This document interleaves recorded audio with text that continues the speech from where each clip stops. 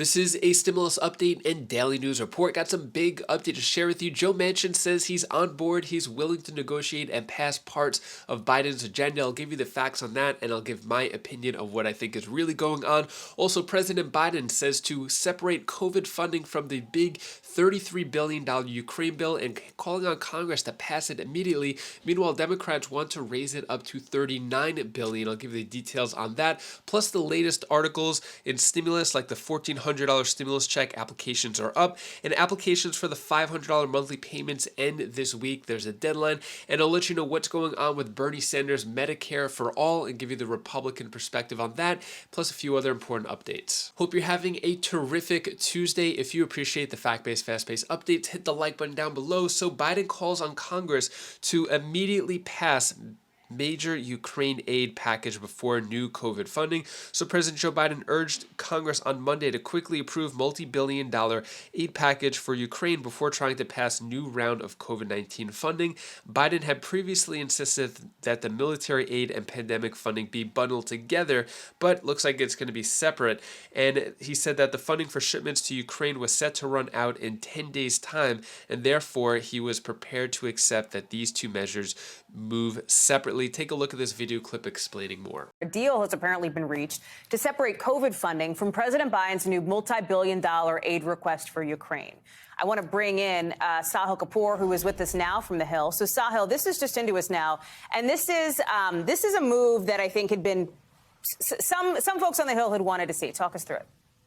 That's right, Hallie. Congress appears to have just cleared a path to passage for President Biden's massive Ukraine aid package. Now, recall, this had been jammed up over the last couple of weeks because congressional leaders wanted to attach COVID relief funding, which Republicans in the Senate had promised to filibuster over demands of an immigration amendment. The entire package had been stalled, but now congressional sources tell our colleagues Frank Thorpe and Julie Sirkin that the president has communicated to congressional leaders that he wants the Ukraine package to pass separately. That would clear a path. It has broad bipartisan support in the House, where it's likely to originate, as well as the Senate. And the second bit of news, it has grown. It was initially $33 billion. It is now nearly $40 billion, with the increases coming on about $3.5 billion for food aid and another $3.5 billion for additional drawdown authority for military equipment. A major piece of President Biden's domestic ask of Congress right now has a path forward. So what are your thoughts on that? $33 billion, a potential $39 billion going to Ukraine. Should that money be used for the U.S.? Should it be used for other things? Is it okay for it to go to Ukraine and help out with their efforts against the Russian invasion? Let me know your thoughts on all that down in the comments below. Next, let's talk about Manchin. So Manchin says he passed parts of Biden's agenda, but Democrats may have to write the bill for him. People familiar with the senator's thinking say party leaders are making a mistake by waiting for him to pen his own detailed bill rather than crafting one based on his demands. So we've heard this story before. I'll give you the facts, and I'll give you my opinion of what I think is really going on here. So Joe Manchin says he's still interested in passing major pieces of President Biden's agenda, but sources close to Manchin say Democrats may be making a mistake by waiting for him. Manchin has expressed interest in passing a bill through the filibuster-proof reconciliation process that would raise taxes, reduce the deficit, cut prescription drug prices, and fund energy and climate measures, even though some Democrats fear he is running out the clock. Speaking of running out the clock, there is about 3 weeks left before May 31st, which is basically the self-imposed deadline. Not a hard deadline, but after May 31st, Democrats are probably not going to pass any more big legislation and focus on the midterm election. So we got 3 weeks left. We've seen this story play out before. So sources close to Manchin believe Democrats are actually, sorry, I read that already. All right, what Chuck Schumer said is the best approach would be for the White House to come up with a plan, get his approval, then hand it off.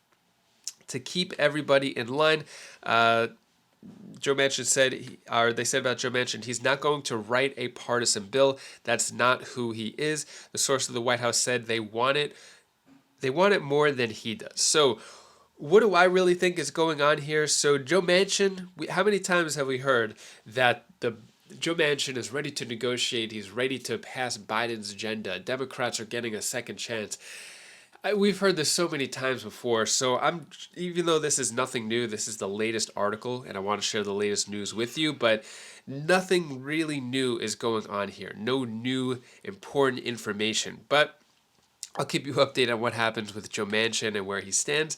And then Bernie Sanders renews Medicare for All push with congressional hearings. So Bernie Sanders this Monday, it was talking about Medicare for All, and there's a hearing on Thursday for that. So this is what Bernie Sanders said. Today in the United States, some 112 million Americans, about 44% of the adult population, are struggling to pay for medical care they need. In the midst of a pandemic that has so far claimed nearly 1 million American lives, the crisis that is American healthcare system has only worsened.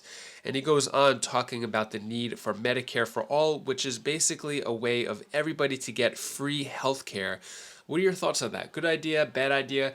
I couldn't find Bernie Sanders recently talking about it, but here is the Republican perspective on why it's not a good idea. Take a look. In 2019, the healthcare spending accounted for 17.7% of the GDP and accounts for roughly half of federal spending when you take into account programs such as Medicare, Medicaid, CHIP, Social Security checks that are spent on healthcare costs, tax credits, and the spending that goes toward the interest portion of the national debt.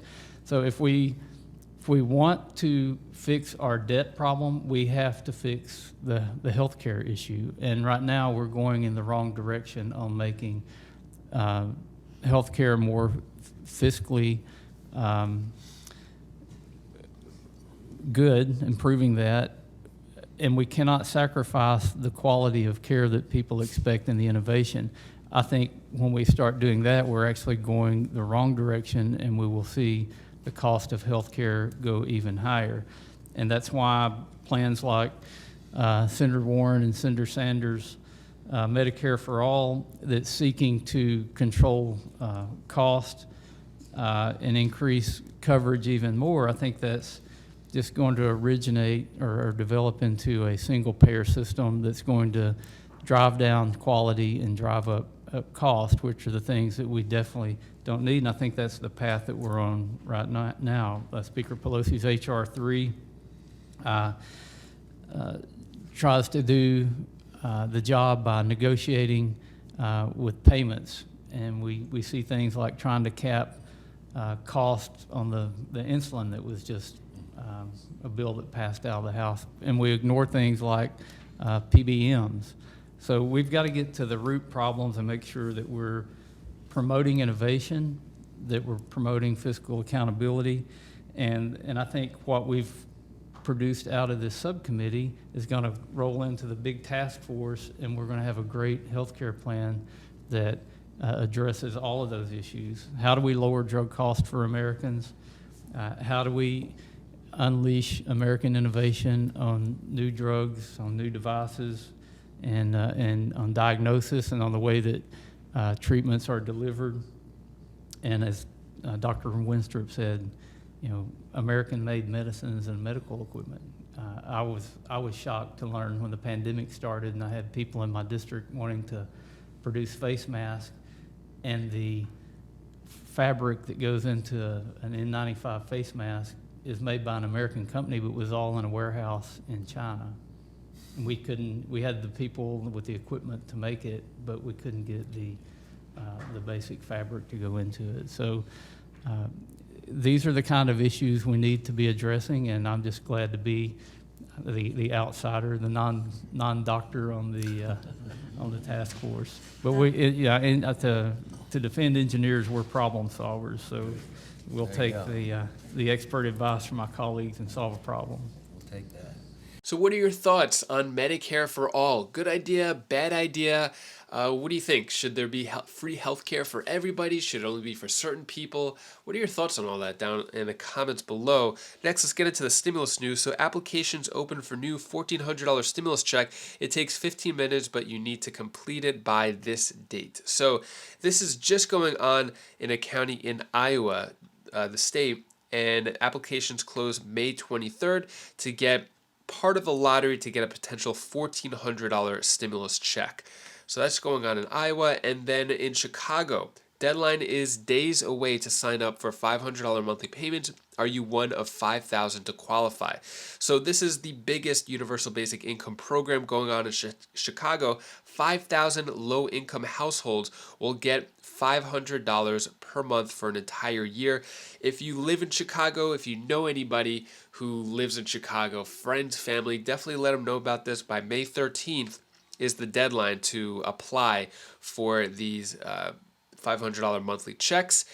And that is all the news that I have for you today to hopefully brighten your day a bit. Here's my daughter Bella's tip of the day. Hi guys, this is Belle. This is the tip of the day. I want to tell you the one thing that you should do. When you do